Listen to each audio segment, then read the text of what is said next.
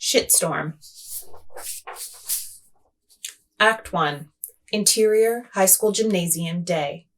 Early morning. The cheerleading squad runs through a practice routine before school starts for the day. Before we go any further, let's get a couple things straight. Abby is the captain, and she directs the rest of the squad. I'm no hero. Abby screams at a struggling cheerleader who can't seem to get the routine right. Heroes care about other people. Like, all of them. The struggling cheerleader starts to cry. Abby screams louder and then kicks her out of practice. That ain't me. Abby turns her fury to the rest of the cheerleaders, including Tina, Jeanette, and Wanda. She screams at all of them. I don't have a soft side. If my sister gets picked for the Hunger Games, she dies. End of story. I'm not sticking up my hand and saying, choose me. I mean, I'll miss her. Don't get me wrong. But I'll get over it. The cheerleading coach approaches the squad. I care about winning. And I care about me. And what I care about most of all is me winning. The cheerleading coach talks privately with Abby. I'm a bottom line girl. Completely uncomplicated. Nobody needs to figure me out. I'm an open book. The cheerleading coach smiles, pats Abby on the shoulder as she gathers her things and leaves practice. The team waves goodbye, then disses her once her back is turned. I want to win the national cheerleading competition. I want to go out with Matt Stone, the hottest guy in the senior class. I want to be the prom queen and the class valedictorian, and I want to give a speech at the high school graduation so everybody's parents can wish their child was me. I don't care if you hate me. If I were you, I'd probably hate me too. Interior High School Office Day. Abby enters the office, approaches the secretary's desk. So, bottom line, I am the last person on Earth who should have been picked to save the world. But that's what they did. And that's why you're here. So, let's get on with it already. The secretary, a kind, middle-aged woman named Mrs. Wilcox, greets Abby. Abby Jones. How good to see you. What can I do for you today? Hi, Mrs. Wilcox. Mrs. Bassett said the principal wanted to see me. Mrs. Bassett? Mrs. Bassett. The cheerleading coach? Who's been the cheerleading coach for like 10 years. Oh, Mrs. Bassett. Of course. How could I forget? Tall woman, blonde hair. She's 5'4". Oh, yes. That Mrs. Bassett. The short one.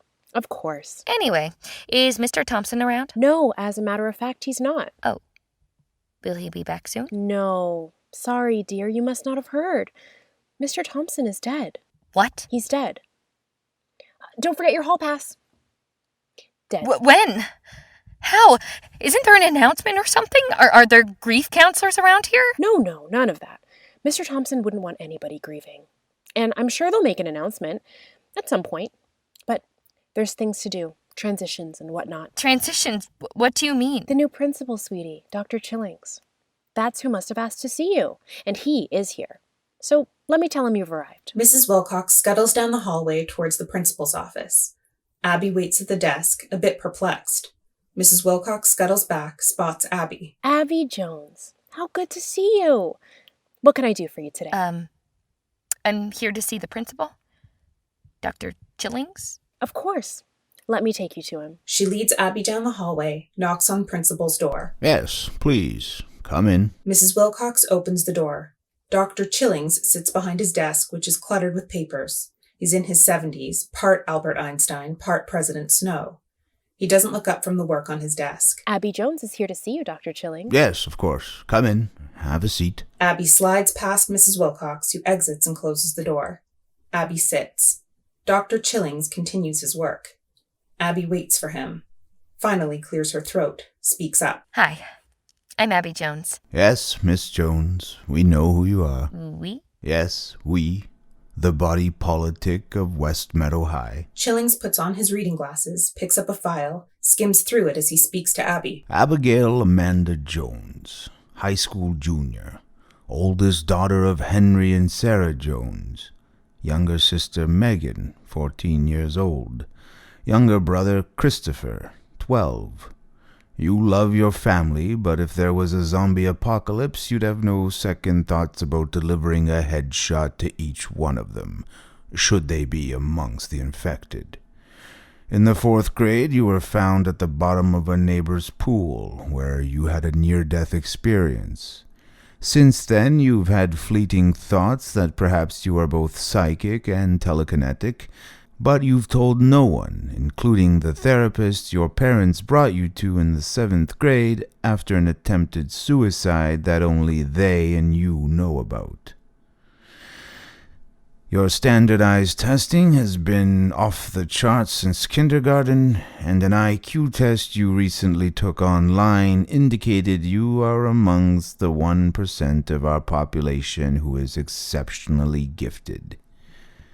Your athletic abilities are outstanding, but you participate in no team sports, choosing instead to be captain of the cheerleading squad. You've applied to early acceptance at Stanford, MIT, Harvard, and Yale, yet your greatest concern stems around your desire to ensure the title of prom queen does not pass you by. You would love for nothing more than your surrounding community to believe that you are extraordinarily ordinary, but you are, in fact, extraordinarily unordinary. We know exactly who you are, Miss Jones. I feel like this shouldn't be our first conversation. Can we start over?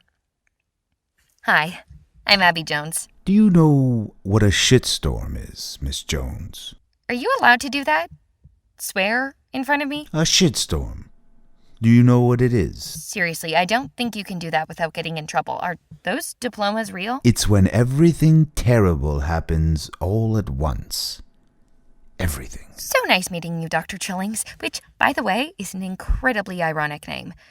Since you started it, I will tell you that you are quite honestly scaring the shit out of me. I'm going to leave now. Abby stands, moves for the door, twists the doorknob. It's locked. She pounds on the door. Hi, Miss Wilcox. Can you help me, please? Dr. Chillings is not being very principal-ish. Sit down, Miss Jones. Mrs. Wilcox. She will not help you. She punches and kicks the door like a maniac. Mrs. Wilcox. She stops. No response from outside. She turns, looks at Chillings, who has not moved from his seat. Please sit down. Abby, still frightened, reluctantly gives in, sits back down. There is a shitstorm coming, Miss Jones. And like it or not, you are at the very center of it. You have two choices. Ignore it, wish that it goes away, and watch humanity vanish in the process. Or embrace it. Accept your destiny and give our species an exceptionally slim chance of surviving. It's a lot to swallow, I understand. A lot to swallow? 10 minutes ago, my biggest worry was that little Mary Jane Pinkapow, yes, that is her real name, couldn't execute a basket toss during our morning practice. Then I found out my principal has died. Murdered isn't such a far stretch now that I think about it. And I'm pretty sure that my new principal just used the word species in casual conversation. I mean, what the fuck is up with that, Dr. Chillings? Chillings smiles, pleased that she's getting it, sort of. Exactly. What the fuck is up with that? I wish I could tell you, but I can't. Not just yet. All I can tell you is that you are a part of something very special. You play a pivotal role in what's about to happen, and there will be many people who want to stop you. So be aware, Miss Jones. Trust no one. A shitstorm is coming, and we're counting on you to help us stop it. The office door suddenly opens. Mrs. Wilcox smiles. You called Dr. Chillings? Yes, Mrs. Wilcox. Abby and I are finished. Thank you. Let's go, Abby. We're in between classes. You'll need a hall pass. Abby stands. Dr. Chillings doesn't acknowledge her as she leaves his office. Interior high school hallway, day. Abby exits the office to an empty hallway. Okay. So maybe I'm not such an open book after all. Dr. Chillings, he's on point with all that stuff. Something's not quite right about me. I've always known it to be true. I've never understood what or why. The hallway is unusually desolate and long. Surreal. More like a hallway in a futuristic building than a high school. A janitor appears up ahead, sweeping the floor. But I still want what I want. winning the nationals. Nat Stone. Prom queen.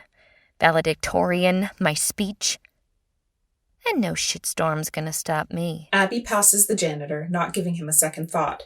Too bad, because once she's ahead of him, we see that his eyes are all messed up. His pupils dilate from round circles to vertical ovals as the light bounces off them. That's nothing compared to the futuristic stun wand he suddenly pulls from his backside. Abby senses something, stops, turns.